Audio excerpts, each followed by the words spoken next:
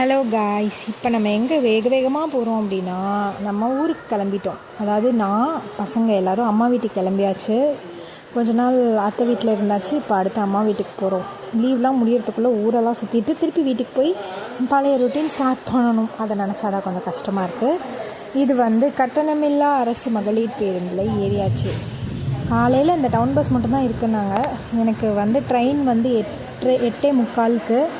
So காலையில் சீக்கிரமாக எழுந்திரிச்சு 7 மணிக்கெலாம் பஸ் ஸ்டாண்ட் பஸ்ஸை பிடிச்சி ஈரோடு ஜங்ஷன் வந்துட்டோம். என் தம்பி தான் என்னை கூட்டிகிட்டு வந்தான். 2 பேரும் கிருட்டு நடந்து போயிட்டுருந்தாங்க. பின்னாடி நடக்கவே முடியாமல் பொறுமையாக நடந்து நான் என் பையனை தூக்கிட்டு போயிட்டுருந்தேன். போயிட்டு ஜங்ஷன் ரீச் ஆகிட்டு கொஞ்சம் லக்கேஜ் ஜாஸ்தியாக இருந்ததுனால என்னை கொண்டு தம்பி ட்ராப் பண்ணிவிட்டு அவன் வேலையை கிளம்பிட்டான். சதாப்திக்கு தான் புக் பண்ணியிருந்தோம். அங்கே போயிட்டு எனக்கு ஒரே பசி. காலையில் நேற்று நைட்டும் நான் கொஞ்சம் சாப்பிடாம விட்டுட்டேன். காலையில் 2 இட்லி சாப்பிட்டேன், ஆனால் பத்தலை. இந்த ட்ராவலுக்கே ரொம்ப டயர்டாயிடுச்சு. அதனால் கடைக்கு போய் அங்கே இருந்த கடையில் ஒரு கடலைப்பருப்பு பாக்கெட் ஒன்று வாங்கிட்டு அப்படியே கொஞ்சம் நேரம் போய் உட்காந்துருந்தேன். அதுக்குள்ளே ட்ரெயின் வந்துருச்சு.